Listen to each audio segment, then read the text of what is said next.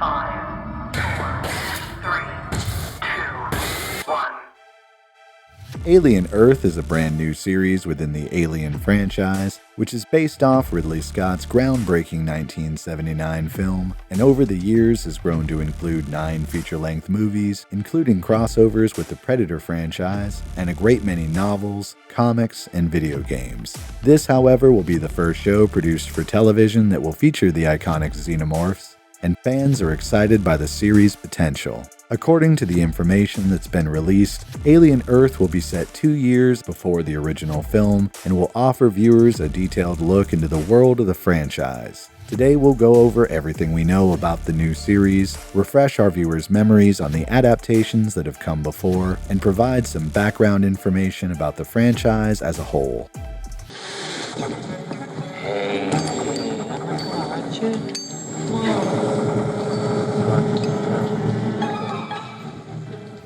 The entire Alien franchise began in the form of a screenplay that was written by Dan O'Bannon and was inspired by some of his favorite works of science fiction, along with stories and ideas he had devised alongside Ronald Shusett.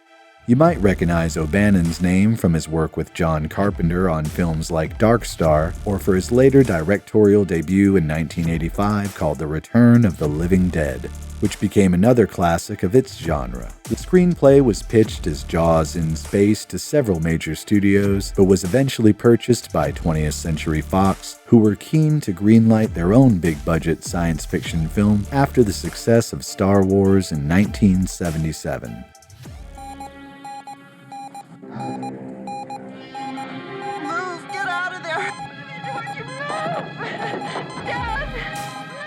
To say that the original Alien film stands among the most influential and impactful movies of all time would only be an understatement.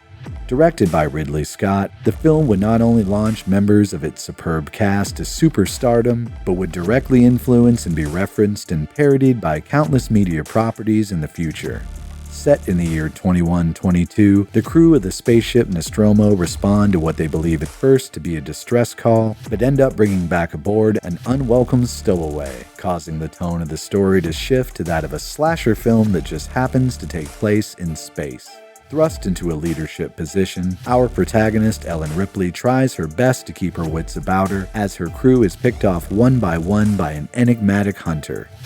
Featuring outstanding set designs by a team including Ron Cobb and Chris Foss, and disturbing and iconic extraterrestrial designs from H.R. Geiger, Alien is now considered to be one of the greatest films of all time. We got tactical smart missiles, phased plasma pulse rifles, RPGs, we got sonic, electronic, all breakers. We got nukes, we got knives, sharp sticks. Knock it off, Hudson.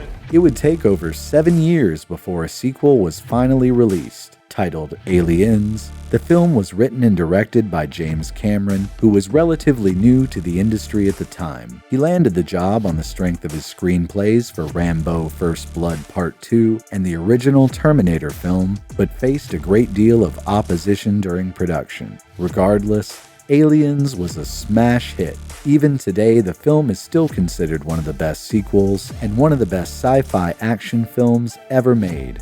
As the title implies, the film showcases numerous aliens from the same species that terrorized the crew from the first film, now called Xenomorphs, as well as brand new alien designs and a larger, even more dangerous environment. I'm telling you! It's here! Here and get that foolish woman back to the infirmary! In 1992, the franchise would receive its third installment, titled Alien 3. The film would mark the directorial feature debut of David Fincher, who would later go on to direct amazing films such as Fight Club, Seven, and Gone Girl. Despite the director's public disapproval of the way Alien 3 turned out, it features iconic scenes, memorable characters, and adds a great deal to the universe's lore. Once again starring Sigourney Weaver as Ellen Ripley, she finds herself stranded on a prison planet populated exclusively by men. She and her new companions end up in the unenviable position of being locked up with a xenomorph, and without weapons, they must find a way to survive. There are 2 popular versions of the film known as the theatrical cut and the assembly cut respectively. The latter of the two features around 30 minutes of additional footage and alters certain scenes and events. The hell are you?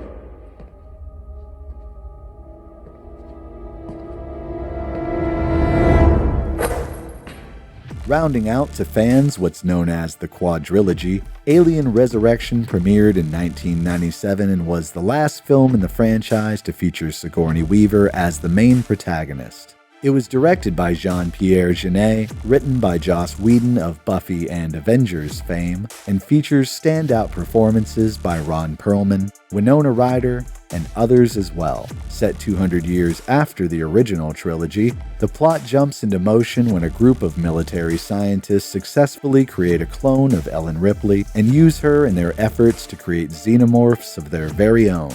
The plan goes awry, and Ripley and a group of mercenaries must find a way to escape their imminent danger and prevent the ship from arriving at its intended destination, Earth.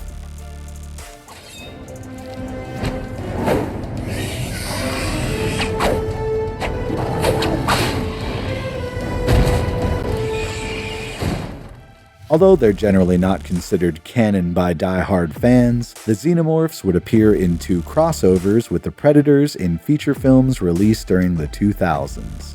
Taking place in contemporary times, Alien vs. Predator and its sequel are technically the first to take place chronologically. Despite lacking the nuanced characters and much of the atmosphere of previous installments, these movies can be fun, and if nothing else, finally showed viewers what would happen in a clash between these titans of science fiction.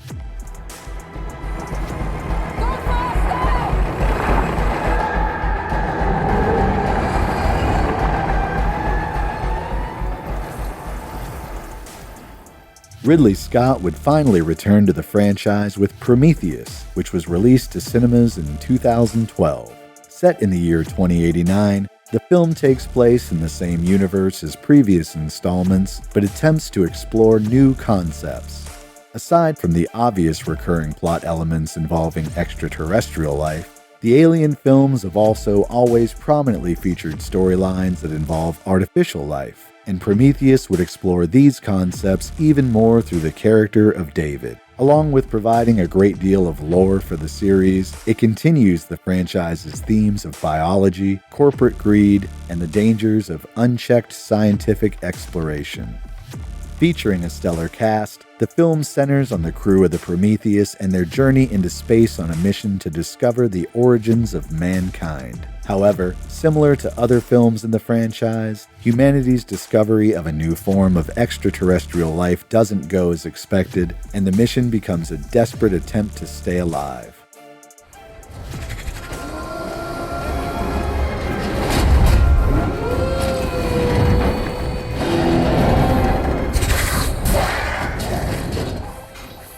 Taking place after the events of Prometheus, Alien Covenant premiered in 2017 with director Scott once again at the helm. Where the last film attempted to explore new territory, Covenant redirected the series back to its more familiar roots. The film harkens back to several of the iconic tropes of the series, while also continuing the story and scale of the previous movie. Once again, we follow the relatable crew of a spaceship, this time on a large-scale mission to colonize another world. Fans of the series were elated to see what appeared to be the iconic Xenomorph while it was revealed in the trailer, and although it did not perform as well as its predecessor at the box office, many of its aspects were praised, such as its haunting and atmospheric score, gorgeous visuals, and masterful performances from its lead actors.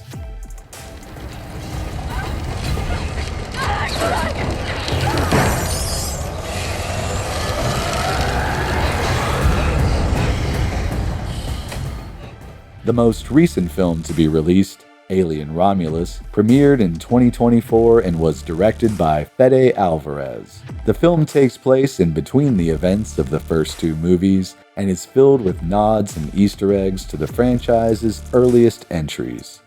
The plot of the film revolves around the story of 6 young space colonists as they attempt to free themselves from their lives of indentured servitude to the megacorporation who has served as an antagonist in the majority of the Alien films, Weyland-Yutani. However, during their escape, they stumble into an ongoing experiment by the corporation to reverse engineer the Xenomorphs and find themselves face to face with the terrifying creatures. Romulus was well liked by the majority of critics and fans, and as of time of recording, 20th Century Studios is in talks for a sequel, with Fede Álvarez potentially returning to direct. This ship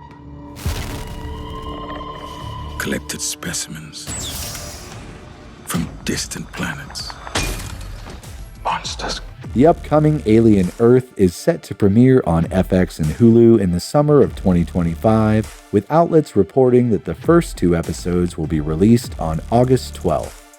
It will feature Sidney Chandler, Timothy Oliphant, and Alex Lawther in starring roles, along with others. Noah Hawley, known for his work on brilliant shows like Legion and Fargo, has been hired as writer and showrunner and will also direct the first episode.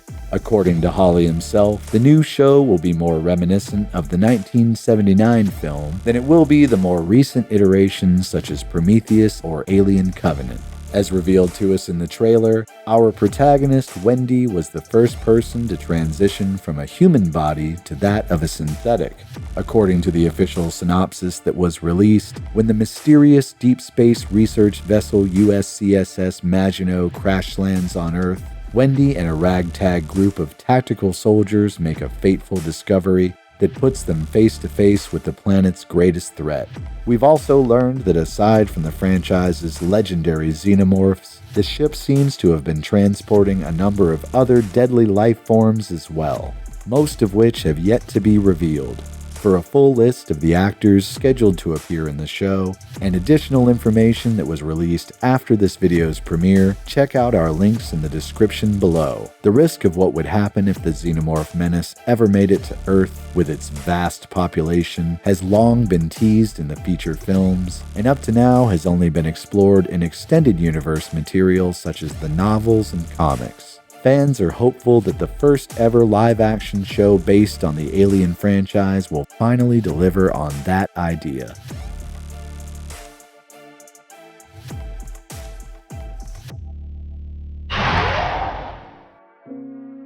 And that's all for today. The Alien franchise has been a favorite of ours here at the Nerd College for quite some time, and we're very excited to see what the new show has to offer. While doing research for this video, it became quickly apparent that any one of these films would make a great topic on their own. So let us know in the comments below if you'd like to see more Xenomorphs here on the channel, and make sure to hit the like and subscribe buttons below as it really helps our channel grow. Thank you for watching. Now, off to your next class.